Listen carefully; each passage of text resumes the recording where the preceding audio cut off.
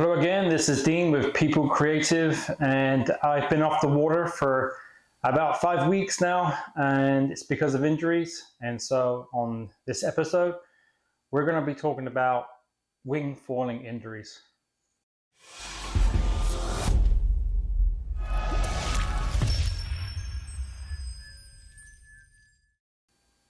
All right, well, first of all, disclaimer, I'm not a doctor and I'm not here to give medical advice.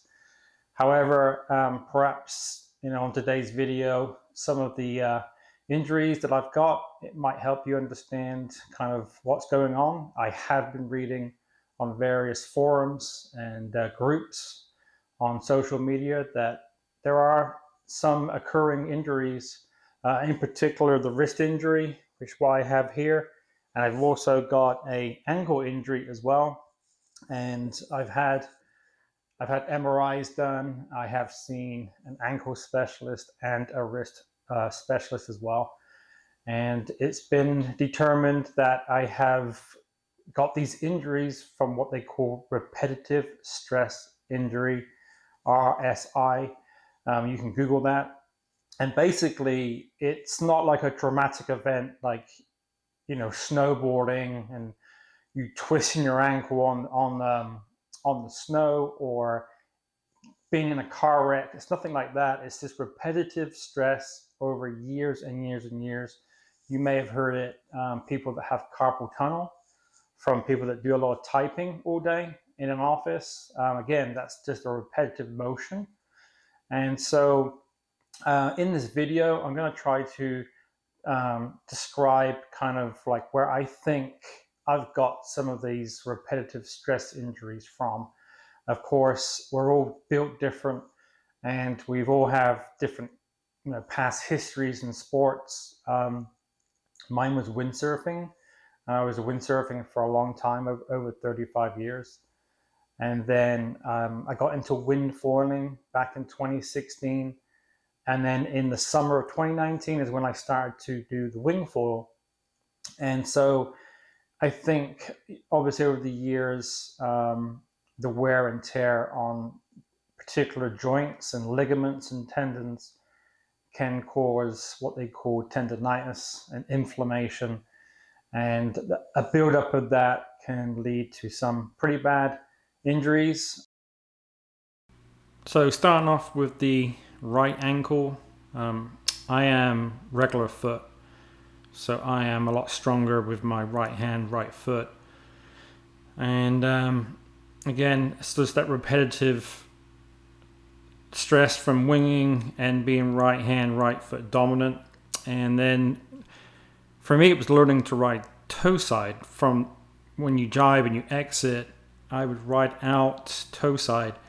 And I was finding that my right knee would get sore and my ankle would get sore. And I ignored it and I just taped it up and took ibuprofen.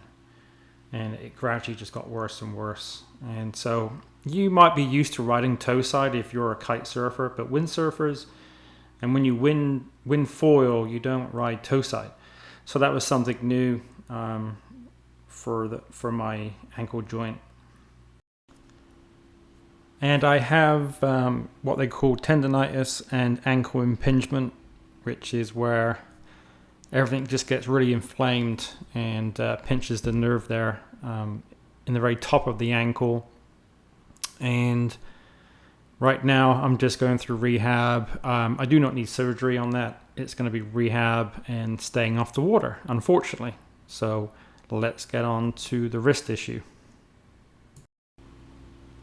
What appealed to me about wing foil in the very beginning was the simplicity of having just a board, a wing, and a foil. And I do travel quite a bit with work, and so just being able to drive around with a very simple equipment collection was what got me very interested in wing foil. And so I have not used a harness at all the whole time. I did actually test it a couple times, but the harness line kept smacking me upside the nose and it put me off. And so I've never used a harness. Like windsurfing, I used a harness as soon as you could plane and get going. But with winging, I wanted to have that freedom, that movement. What it's done though is, you can see in the video, is my right hand, right wrist. It's taken all the stress, you know, years and years of it, and it's caused almost the same thing as the ankle, and repetitive stress, which creates tendonitis, inflammation, and one of the outside ligaments has a tear in it, and we are currently rehabbing. I had the cortisone injection, and we're going to see if I need to have surgery on the right wrist. Hopefully not. We can just rehab this out.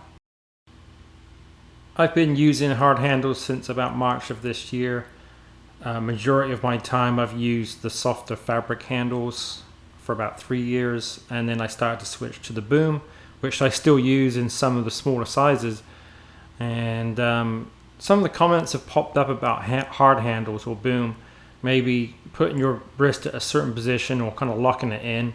Possibly that could create, you know, an awkward stress on a joint. I don't know, because I've only used hard handles for the last few months, you know, of this year, and I can't really comment on that.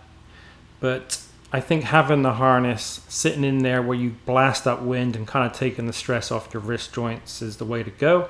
And in the future, that's what I'll be doing. All right, so last comment on this subject. This is not a negative on wing foiling whatsoever, and it is a fantastic sport. It has, I'm sure with you, kept you very fit and feeling young again. It's an amazing feeling. I love it, and as soon as I get better, I will be back on the water. And so this video was not meant to be any kind of negative on the sport. And maybe if you're just clicked on this video because you got some soreness somewhere and it might help you out, and if you do, please go see your doctor. And if it feels really bad, get an MRI. That's the best thing to do, and figure it out. And if you have any comments, I'm really interested. If you have an issue, leave them in the comments below, and I will get back to you. And hopefully on the next video, I'm back on the water having fun and out there wing foiling with you guys. So I'll see you on the water. Talk to you later.